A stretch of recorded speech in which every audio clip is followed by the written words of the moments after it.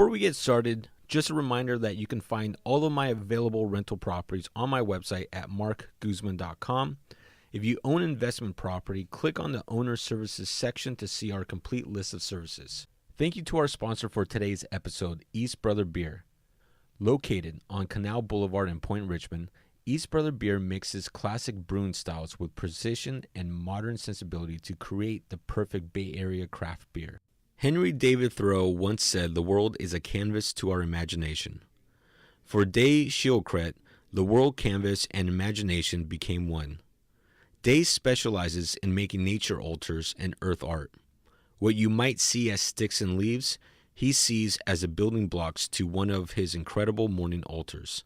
Today, we talk to Day about his art can bring you closer to Mother Earth and awaken your imagination in all sorts of new ways. So Day, thank you for joining us on the podcast. Happy to be here. So one thing I like to ask many of my guests is, what has your attention right now? This could be a book, a movie, it could be something on social media you're really into. What has your attention right now? Well, the kind of thing that often grasps my attention is certain kind of trouble. It's not necessarily entertainment or, you could say politics could be in that direction. It's troubling to see some of the ways that our politics are going on. But, I would say my attention is grasped right now and has been for some time by some trouble. And I would say the trouble is pretty much across this culture. And I see it in my friends, I see it in my family, and to be completely frank with you, I see it in myself. And I don't know if you're curious, but the kind of trouble that I'm talking about is a certain kind of speed that we're all operating in, and a certain kind of distractedness that we're all kind of contending with, and a certain kind of disconnection and isolation that I see a lot of my friends and family struggling with. And so that's where my attention's at, and that's where my work is directed towards. I have to agree with you 100% on that. And I've had the conversation here on the podcast with several guests in the past that, especially here in the Bay Area, there's a lot of hustle and bustle, and you get caught up in the whole rat race, and you get caught up in the whole mix, and you forget to really take a step back and just appreciate the things you have, appreciate where your life and journey is going, right? Oh yeah. It's very difficult to, look, we're in an information age. Everyone is glued to their phones, and we're all just on GPS or Google or texting or Facebook or Instagram.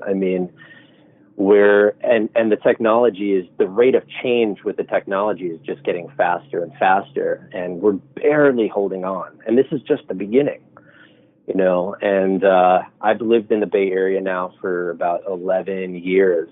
And even I came in before Facebook was created, or just as it was starting.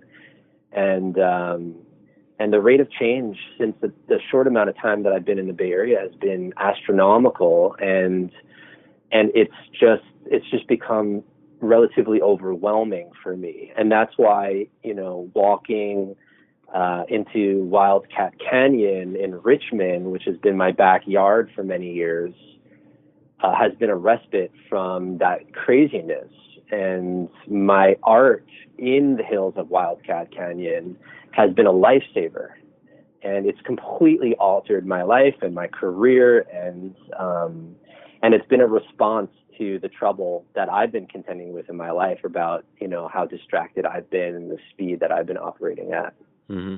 I'm not sure if your listeners know about me and what I'm doing. I'm referencing it right now, but we're about to get into that here shortly. Yeah.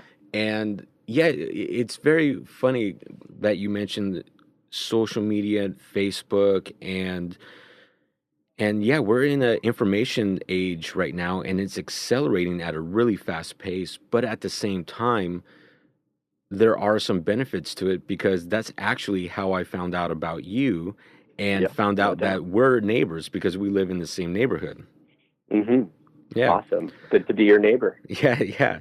And so you're joining us from New York this week. So can you tell us a I little bit am. about what you're doing in New York? Sure. Let me first tell you a little bit about what I'm doing in general, and then I'll talk about a little bit about what's going on in New York.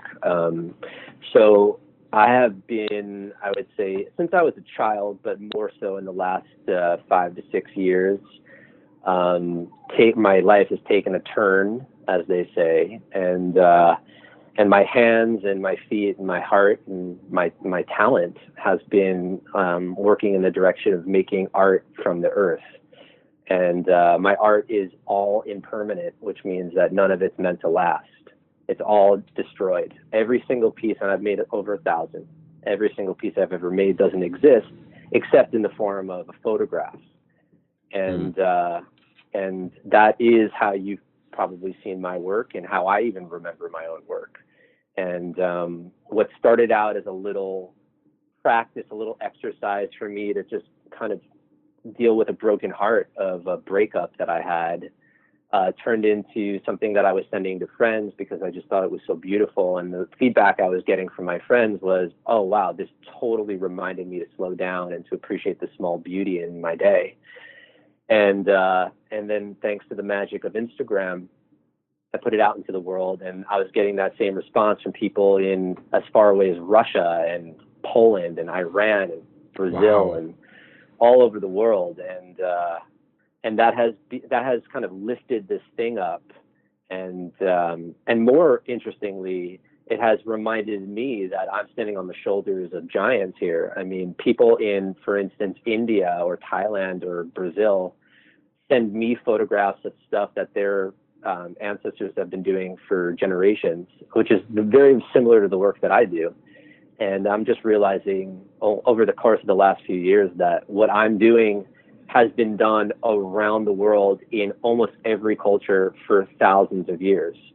And that's kind of mind-boggling to me. And anyway, so I just happened to write a book about it last year just because, I had about 5 to 6 years worth of pieces that I've made, and I've developed a practice out of this that I've been teaching around the world, and an opportunity for people to slow down and to wander about their neighborhoods and to spend, an hour a day making some beauty that's not about, the product. It's just about the process. And anyway, I'm launching that book right now, and I'm on a national tour with the book, and I happen to find myself in Brooklyn right now. I have a book launch party happening on October 4th in Manhattan, and a second West Coast book launch party on October 18th. So, a lot of celebration happening, a lot of hustle happening, and more importantly, just helping people just fall in love with their own neighborhoods and the outdoors. That's awesome, and congratulations on that one. And when is your book scheduled for release now?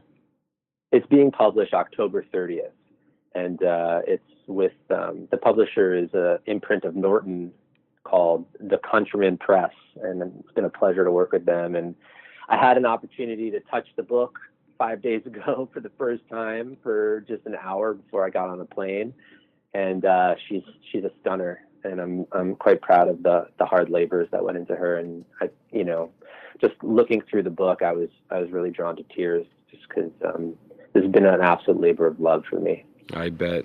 Have you had any free time to enjoy New York? Oh, free time? What's that? No. I'm basically in a new place every 2 nights. Wow. I'm on a tour. Yeah. Wow, that's amazing. Where are you headed next after Brooklyn? And by the way, that's the thing I'm contending with right now is how do I, I'm teaching about slowing down and nature and yet I'm on my own little speed journey here. So I'm contending with what I'm teaching about. I happen to also have the pleasure of having been chosen as one of the Andy Warhol Fellows.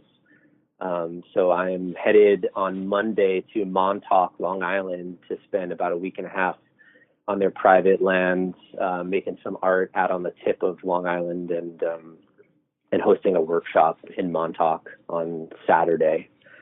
and I'm looking forward to it. Every single person I said I'm going to Montauk, they all say, "Oh, Montauk." That's amazing. So I know it's far from the Bay, but if anyone's listening and interested, we'd love to have you out there. Yeah, so I know you mentioned that you lived in Richmond now 11 years. Is that correct? I've lived in the Bay Area for 11 years. I've lived in Richmond for about 6. Okay. Half of that. How do you like Richmond compared to the rest of the Bay Area? Oh my God. I mean, where I've lived in Richmond has been a little magical spot. There's a bunch of homes out there that are inside of Wildcat Canyon. And I happen to have lived in one of them that had a creek, that had the Wildcat Canyon Creek running through it, and about 2.5 acres. So I'd say it was the birthing place for a lot of my art. Mm-hmm. So let's talk about your art. I mean, how would you describe your artistic style? I would say my style is a lover of patterns and symmetry. I like to take the chaos of nature. You know, if you look at a tree and every leaf on the tree, none of the leaves really, I mean, they might look to your eye immediately like each leaf looks the same, but I'm telling you, nothing is really the same in nature. Everything has its own expression.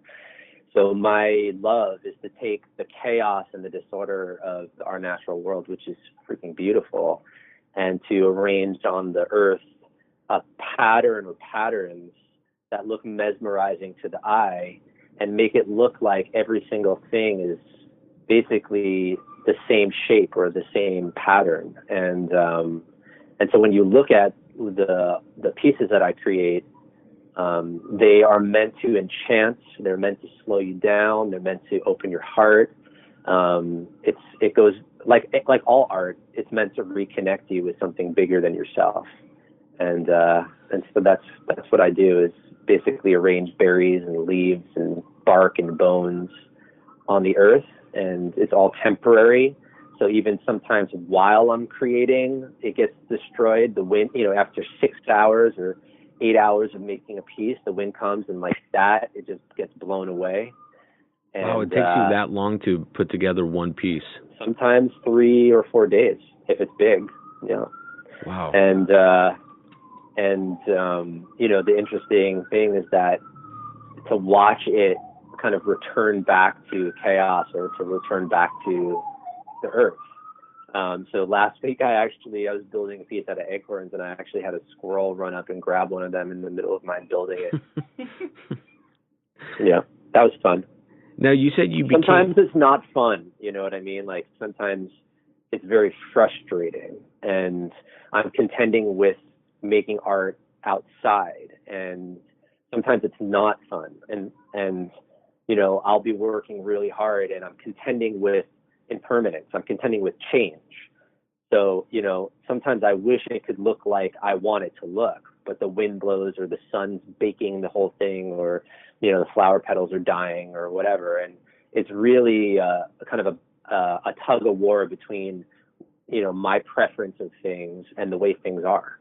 And that's a big lesson for me, and kind of what I teach about in the book and on these workshop tours is, what does it look like to be kind of trying to create something from how you see it, the vision of how you see it, but to do it in a much larger world. And it's a very good practice for people to practice letting go, which is really the biggest part of it at the end is, eventually you have to surrender, because, this whole world is much bigger than you. Mm-hmm. Now, you mentioned that this resulted and started from an initial breakup, but were you a creative artist prior to that? Yeah, I was. I had a kind of a parallel track, I would say, of fine art and performance art. The fine art piece has been, I've been an artist in residence as a teenager in my 20s, making outside nature art, very influenced by some of the land artists like Andy Goldsworthy. And at the same time, while being outside, I also found myself very much inside in the theater. And, New York has been my birthplace. And for my first, I would say 30 years, I lived 29 years, I lived in New York City, and I was working on Broadway. And so I was a director and very much attracted to storytelling. And so right now, what I get to do in this book that I just did is kind of combine both of those loves, which is my love for the outdoors and for making fine art, and my also love of storytelling and teaching. And so somehow or other, I managed to do it in this book. And some people are telling me it's a pretty good job. So I'm pretty happy about that. Now, when you go to create one of your morning altars, do you have a specific strategy or outline into how you're going to design something or put something together? Do you have something already in your mind, or is it more of a freestyle when you get there and start using whatever you can find? Yeah, there's one strategy, which is called get out of your way. That's the strategy I operate with. And, if I'm basically trying to figure it out, it looks like shit. If I can get out of my way and I can listen to the materials that I have, how they want to be placed together, the colors that want to play together, the patterns that want to play together, then it starts to look like something interesting, and it becomes a little bit more like a detective novel where I'm, kind of find a clue and I follow that clue. In the book, I wrote a section of the book where I'm talking, I actually, the cabin I wrote the book in was in Utah, southern Utah, this past winter. And outside of my cabin, there were stonemasons that were there. And so, I take breaks from writing and I go talk to the guys who were building the stone wall behind my cabin. And we got into talking about placement. And, they're telling me about their experience building the wall. And how a lot of the guys there for the first, week to a month, they were like, yeah, sometimes we just get one stone into the wall. Like we'd be working all day to get one stone in because we were trying to force the way that we saw it to be. And they called what they were learning, they named it the Zen of rocks. And they said, part of our job is to chisel the rock in a way that how the rock wants to be chiseled, and to learn how the rock wants to be placed. And they said as soon as we start to force it, the whole thing looks like it doesn't hold itself. But if we start to listen to the way the rocks want to be placed, they're speaking their own language. And they said now, they get like 50 to 100 stones in per day. And, it was very interesting to hear them talk about that, because from my perspective, it's exactly how it is to create my art, which is if I try and force it, it doesn't go anywhere. But if I can start to say, okay, this leaf looks really interesting with this barrier, these stones, laid out in all of these lines look really cool with this thistle, then suddenly these interesting patterns emerge. And I can tell you now, so many of the pieces I've created, I can never in a million years could have created something like that in advance. Never. It sounds like what you're doing a lot is really just getting out of your own head as far as self-judgment, or I know a lot of people, I do this myself, is we tend to judge ourselves too much sometimes, and we also tend to fear what would other people think if we created something. Will they think it's good? Will they think it's bad? And that kind of psychs us out before we can even create anything good. So what you're really doing is just letting yourself work and getting out of those judgments. Is that correct? It is. And when I said the strategy is to get out of my own way, I'm being, what you're saying, the judgment, look, it's either, sometimes it's judgment of like, this sucks, I suck. And sometimes it's judgment of, this is the best, I'm the best. But either way, they're just, the same spectrum, different ends. And I would say, whatever I'm doing, and when I teach about this, I would speak directly to my audience and say, whatever you're doing, it's not, this is how I see art. It's not generated from you. This is how most of the incredible talents that have walked this earth that would call themselves artists, I don't think any of them would ever say that it's self-generated. most of them, Elizabeth Gilbert talks a little bit about this. She's the author of Big Magic and Eat, Pray, Love, I think. And she talks about being a vessel, being a kind of a, like the art, that the ideas, the vision, the patterns all come through us. And we're on the receiving end of a much bigger idea. And our job basically is to be faithful, to listen to it and to kind of shape it as it comes through us. And that's how I see the art. That's how I see my art, at least, is that I'm on the receiving end of something. And my job is to show up for duty, to show up as often as I can at my palette, and to get out of my own way. It's not about me at all. And to be as interested and curious and to listen as much as I can. I mean, it's like any relationship, right? If you show up in a relationship with your partner, and you're just bringing yourself to the relationship. All you see is what you want, what you prefer, and your opinions. That's a good recipe for a bad relationship. But if you're able to show up in the relationship and listen to the other person and connect and be curious and wonder, then that's a real good recipe for a real good relationship. So I see it, art is a relationship. You're just relating to something much bigger than you.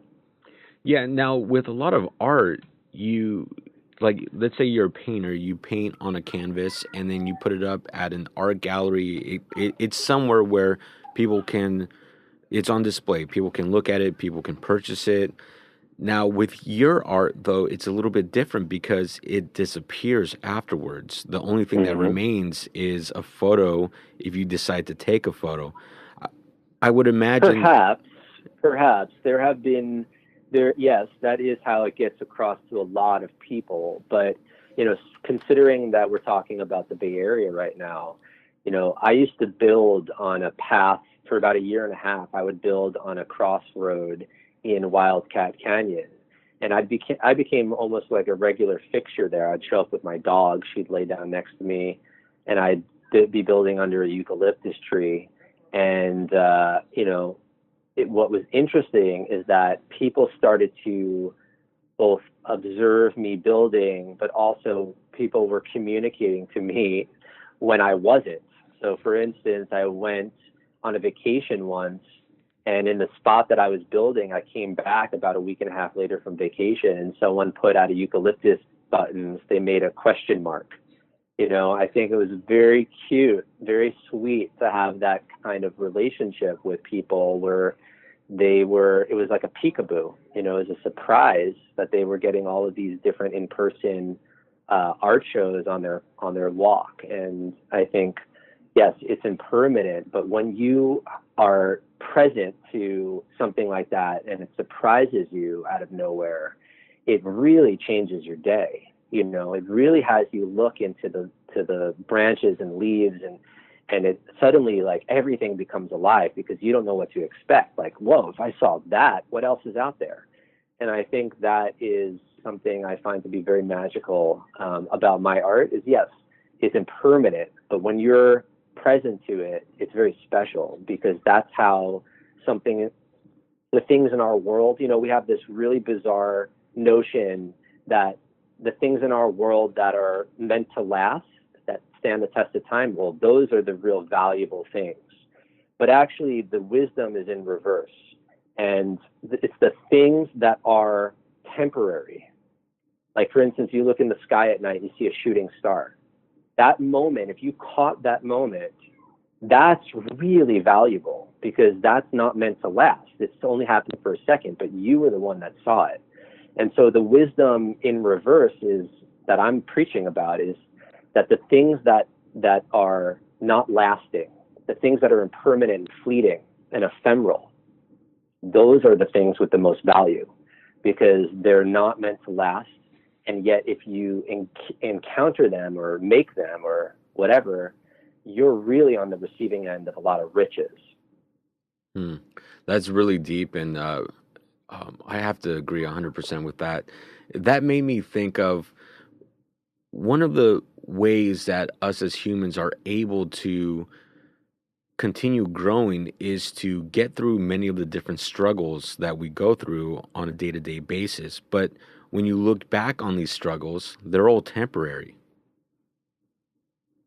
And that's a little bit of what you're talking about, in that the temporary the temporary items, we can learn so much from it. That's where the wisdom lies. Yeah, I mean, I think, if you want to, if you want to go very deep, and this is how this is in my book. I tell a lot of stories about this, specifically about my dog. My dog is now at rest in the ground in Wildcat Canyon at the house that I was living in, and she died about a year and a half ago. And she was a 16-year-old miniature schnauzer, very beautiful and very stubborn little dog. And for about the last year of her life, she was in decline. And for, I would say, the first 15 years of her life, it was like any dog, it was just, I just loved her and she loved me, and I took for granted her life. But that last year, when I knew that her time was coming, it was she was turned 16. I knew, her ailments were not going to get better. Though that year, I was very aware of my limited time with her. I was very aware that it was not going to last, and it upped the ante. So every day became very valuable, because I thought to myself, well, I don't know how much longer I'm going to have this dog for. And so that's what I'm talking about, is that when we're aware of the limitations of things, then the value of them increases. So that last year and that last month and that last week and the last day of my dog's life, her name was Rudy, of Rudy's life, every one of those things just upped the ante. Until the last day of her life, it was like, heartbreaking, because she was so valuable to me, because it was the last moment I was going to see her. Hmm. Does that make sense? Yeah, it does. Yeah. So you also hold workshops where you discuss about all these various items that you preach and your art. And so why don't you explain some of your early day workshops? Do you still hold them now, and how often? Yeah, I'm actually on a workshop with the book. I'm pairing it with a workshop tour. So over the next few months, I'm heading up to Kripalu in Massachusetts next week, and then the Delaware Water Gap in Pennsylvania. I'm headed to do workshops in Portland and Boulder and Denver, Colorado, and Boise, Idaho, and Boca Raton, Florida, and Washington, D.C., and lots of places. And basically what I'm doing in the workshops is I'm taking what I wrote in the book, which is I broke down the whole book into 7 chapters. Each chapter is one step of the process and practice of making an earth altar. But each step is its own standalone thing that is essential and healthy and mandatory if we want to somehow reclaim a healthy and sane humanity again, And so, for instance, the first chapter in the book is called Wander and Wonder. And I speak, the first tangible step of my practice is I take a bag or a basket or whatever, and I leave my front door. And I spend about 45 minutes, half an hour, just wandering around the neighborhood. And I really try and get lost.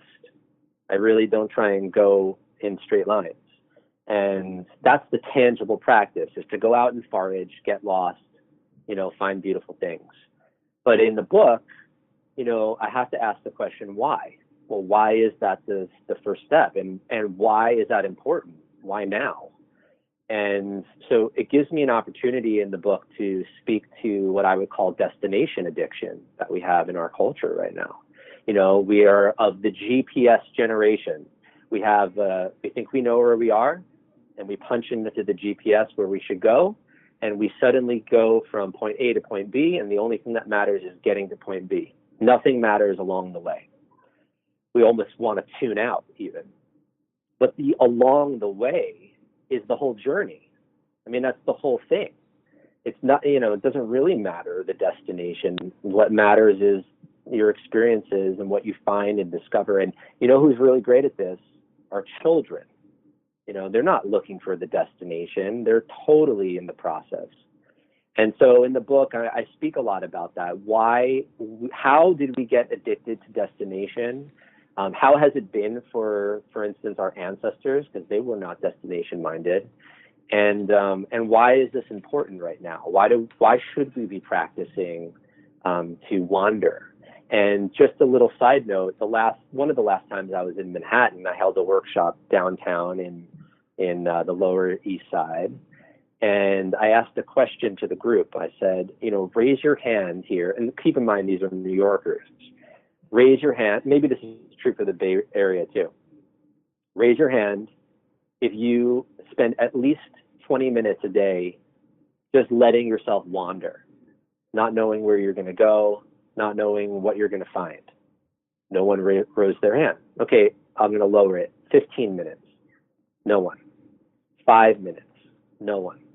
1 minute. 1 minute a day to do something that 100 years ago, 1,000 years ago, maybe all humans did all day long. No one did it. No one raised their hand. And this is New York, right? So I asked them a follow-up question, which is, okay, fine. So all of you all the time think you know where you're going. And I said, okay, so what's the consequence of that? What are you losing by doing that? And then hands got raised. And people said, well, I'm probably not wondering as much, or I'm not practicing a sense of surprise in my days, or I'm not discovering new things. And suddenly people were realizing, okay, even though the culture and your work and our online world are always pushing us in these forward directions, the real consequence is all of these skills, because that's what they are, they're skills, have been lost or getting atrophied. And that's what the book is about, is each step of the way I'm trying to raise up a big problem that we have in the culture. And I'm suggesting that this practice is one way of coming out of these problems and coming back into being a healthy person. Yeah, that makes a lot of sense. For me, like just putting into the context of business, when you set goals in business, it's the fun part is the journey to get there. It's not when you reach it. Totally. Many times when you reach that goal, you're a little disappointed because you're like, okay, well, what now? I need a new Right. goal. And you're always constantly setting goals. You're never going to be satisfied, but it's that journey to get there that's very special, and many people forget that. And I often do workshops with corporations, team building exercises, and that's exactly one of the things that comes up in this group is in the first step, everyone's talking about how they're goal oriented, or they're asked to be goal oriented, and how that there's so much pressure attached to that, and there's always this future mindedness. And as soon as I teach the value of being present to the journey, everyone suddenly gets really interested. Whatever they're working on, they get much more attuned to, and they start to listen to. And this benefits us as people, it benefits companies and businesses, it benefits communities. And, that's one of the things I'm on about right now is that, not just having this be my art and my practice, even though I'm completely head over heels in love with what I do. But I want to teach this to businesses and communities and corporations and individuals, because these steps and this philosophy can benefit our world. And that's what I'm on about right now is, how do we get out of the thing that's not working? Destination mindedness is not really working. And how do we step back and start to, really just pay attention to the journey and get really interested and curious and faithful to the journey that we're on. And so that's something that I'm teaching all over the place right now, and people are starting to really attune themselves to that value. And thank God I'm not alone in that. Many different people are also on about that. So the biggest takeaway is for the people that do the workshops with you, the biggest takeaway would be to focus on the journey. Well, that is a takeaway. I would say it really depends on what the person's needing right there. I mean, one of the things that I'm doing is in these workshops is helping people recognize that they can make meaning with their days.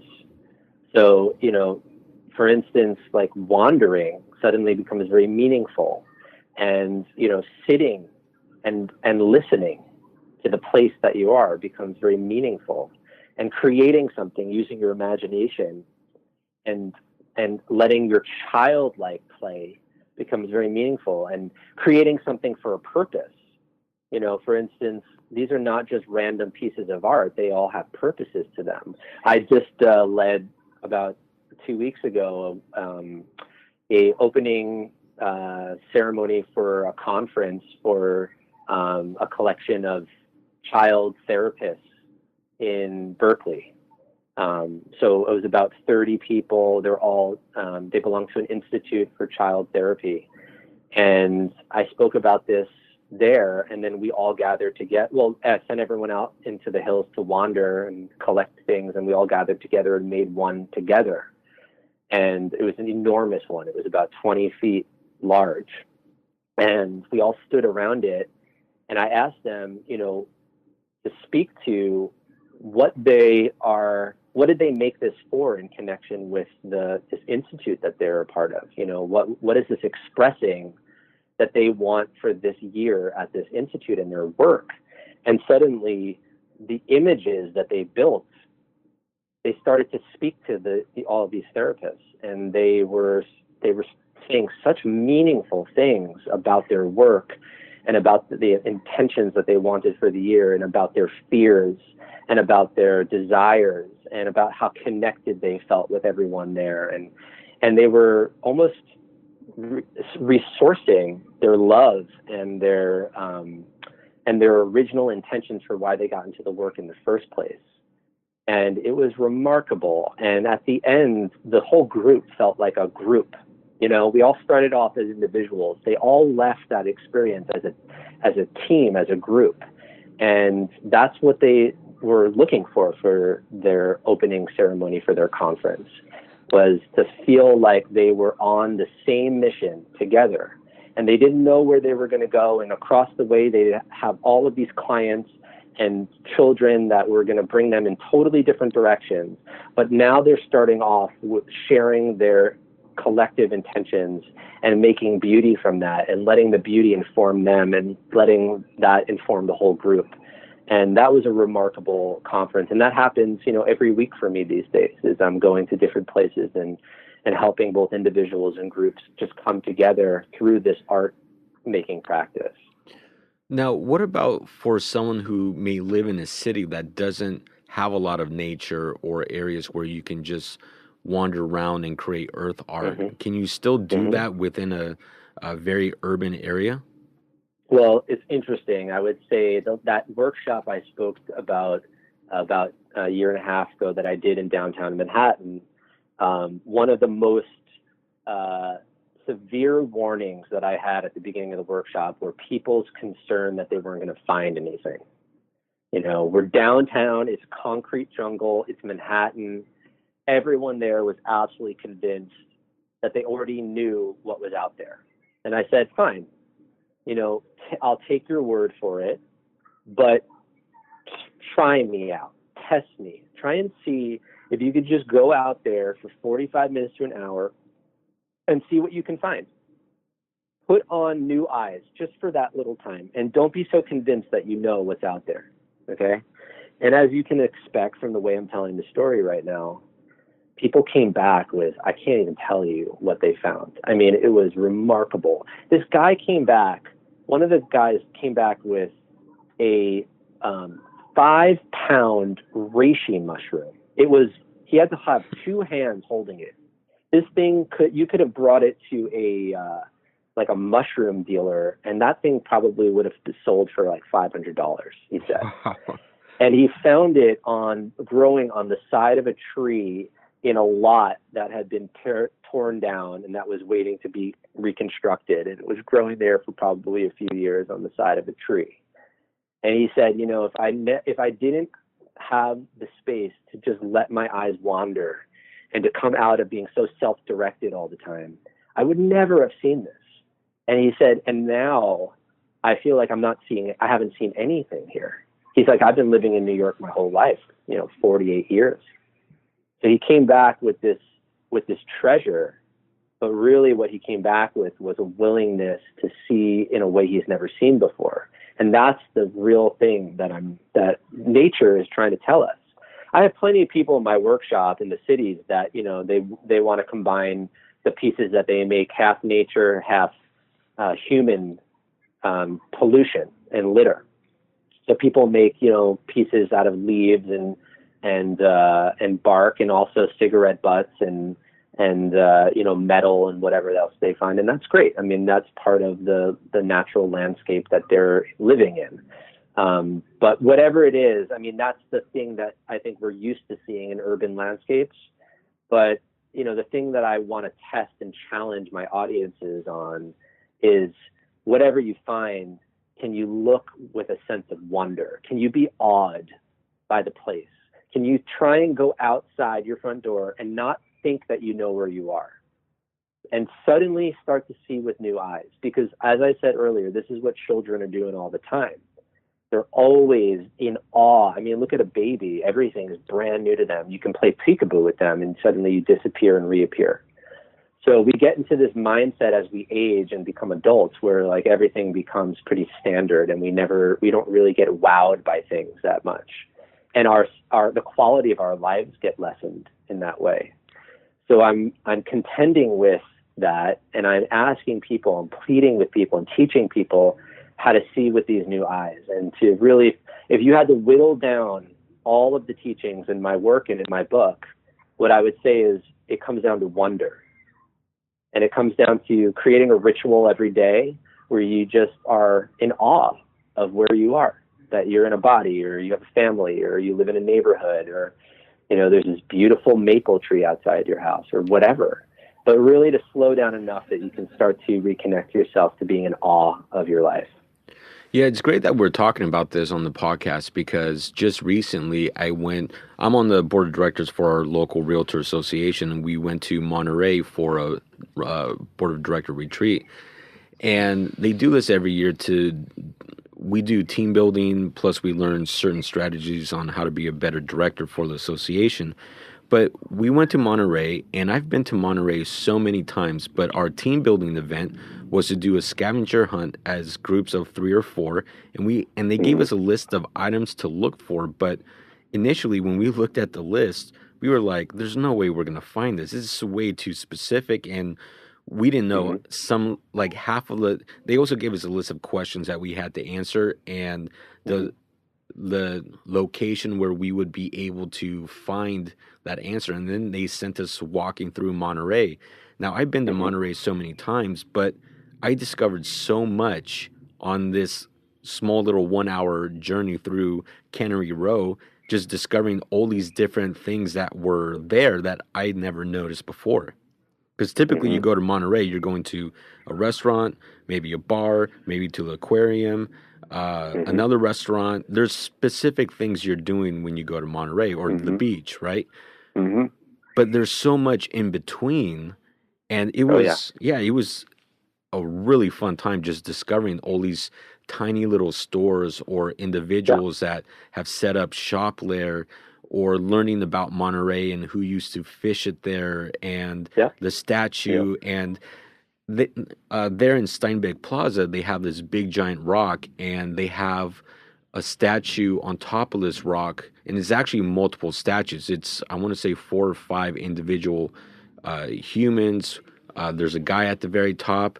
But then one of the questions was, what animal can you find common on this rock? It wasn't who's sitting on this rock, and you start looking at the rock and you discover there's a lot of tiny detailed frogs that are placed on that statue. Right. And it was amazing, amazing art. Yeah, and you had to slow down enough to be able to see it. Yeah, exactly. Yeah, I once built I tell the story in my book. I once built an art installation in upstate New York at a retreat center for a summer on the forest path. And it was open the entire summer.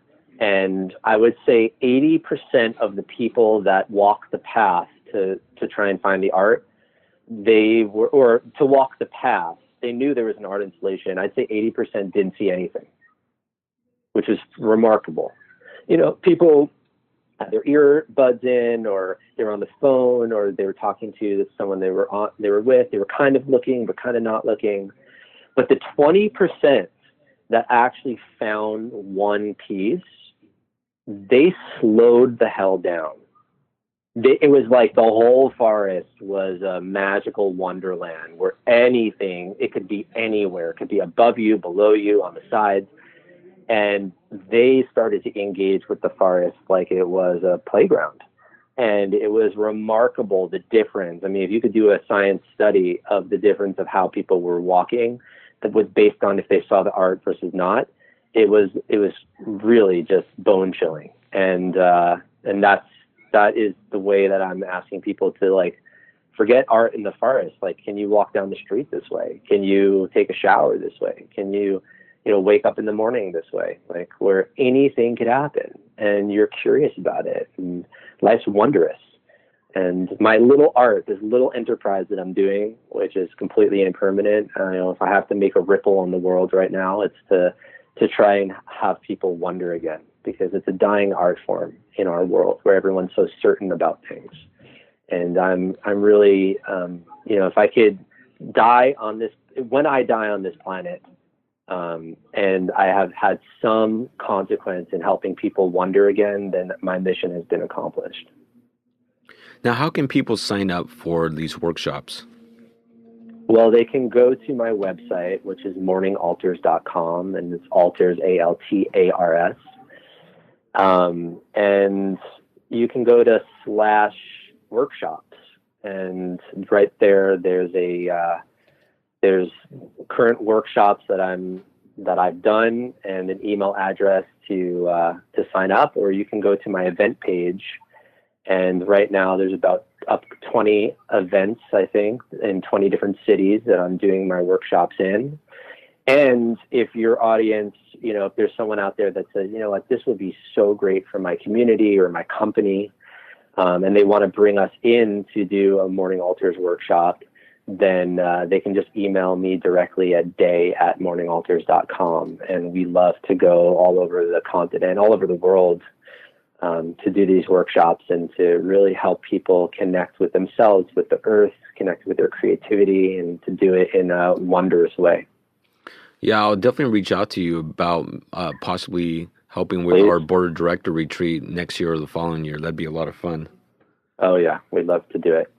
So your book is being published October 30th. What's been the most challenging part for you in putting the book together? Well, the thing about art and the creative process is encountering the muse, as they say. And I wrote this book in about 4 months in southern Utah over the winter.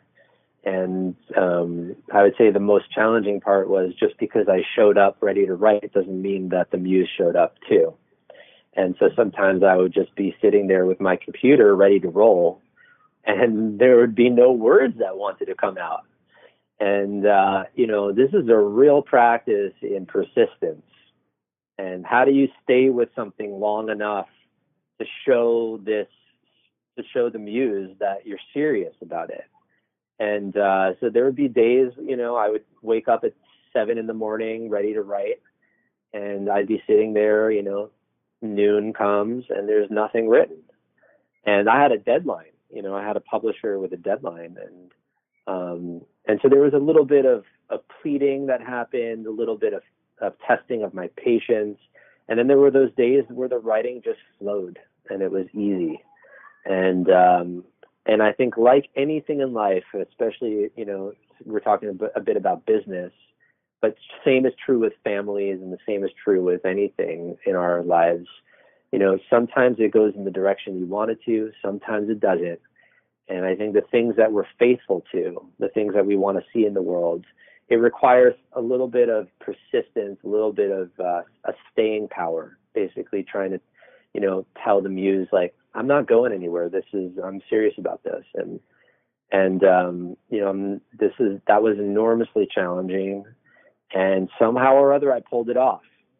4 months to the day, I had a book written, and then it was about 5 months of, about 4 to 5 months of editing and arranging of all the photography. There's about 150 full spread, beautiful photographs in there of my process.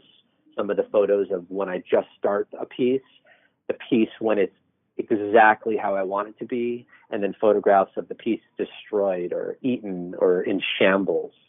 And I think that's really makes this book very dynamic, is that you're not just seeing these beautiful finished pieces, but you're seeing them from their inception to their destruction. Well, congratulations, and I think we'll end on that note there, and good luck to your book.